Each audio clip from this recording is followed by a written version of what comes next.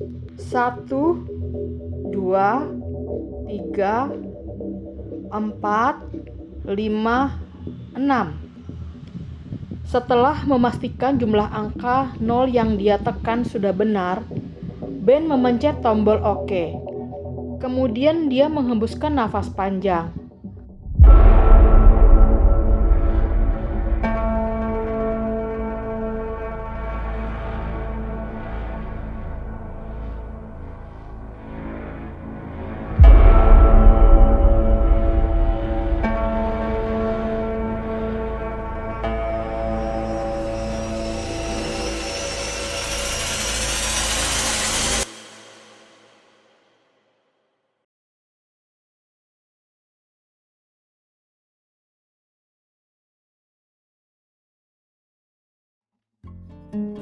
Ben lega karena akhirnya dia bisa mengontrak rumah.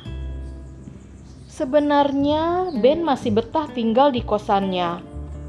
Tapi karena semenjak pandemi, Ben harus lebih banyak bekerja dari rumah.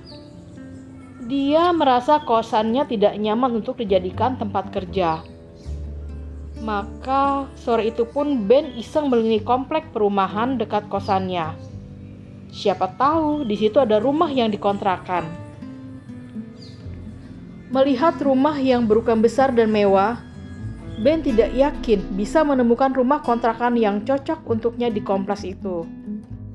Tapi saat Ben memutuskan untuk pergi dari komplek, seorang pria parubaya yang sedang duduk di pos satpam melambaikan tangan ke arah Ben.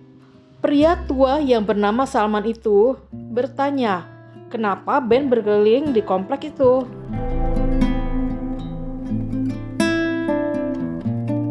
Setelah mendengar cerita Ben yang ingin mencari rumah kontrakan, Salman yang mempunyai 2 rumah di kompleks itu kemudian mengajak Ben ke rumahnya yang kosong. Rumah kedua Salman terletak tidak jauh dari gerbang kompleks.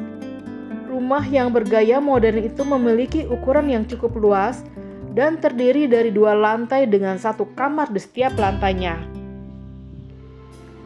Ben akan menggunakan kamar di lantai 1 sebagai ruang kerja dan kamar di lantai 2 yang akan dia gunakan untuk istirahat. Namun, yang membuat Ben akhirnya memutuskan untuk menyewa rumah itu adalah karena harga sewa per tahunnya yang sepertiga lebih mahal dari harga sewa per tahun kosannya. Ben pun pindah ke rumah kontrakannya itu setelah tanda tangan kontrak dengan Salman. Dan setelah seminggu berlalu, Ben tidak menyesali keputusan yang pindah ke rumah itu. Dia merasa nyaman tinggal di rumah itu, meski rumah itu sudah setahun kosong. Dia juga lebih fokus saat bekerja di rumah itu karena tidak ada suara tetangga yang mengganggu.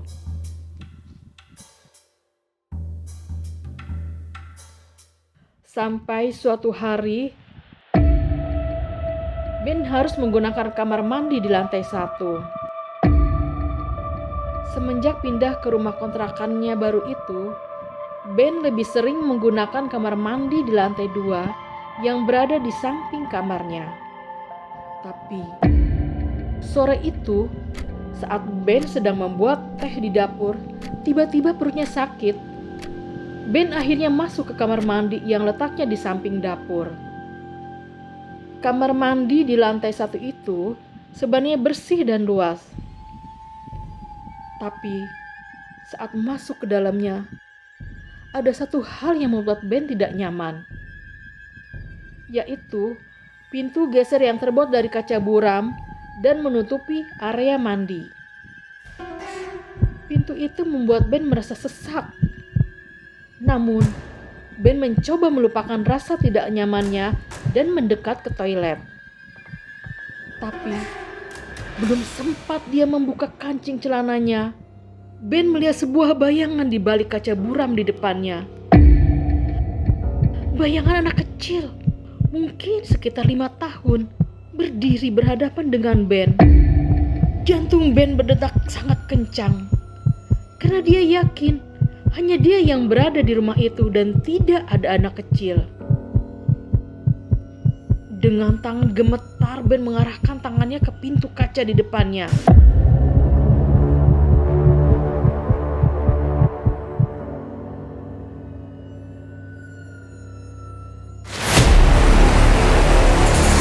Dan anak kecil itu melakukan hal yang sama.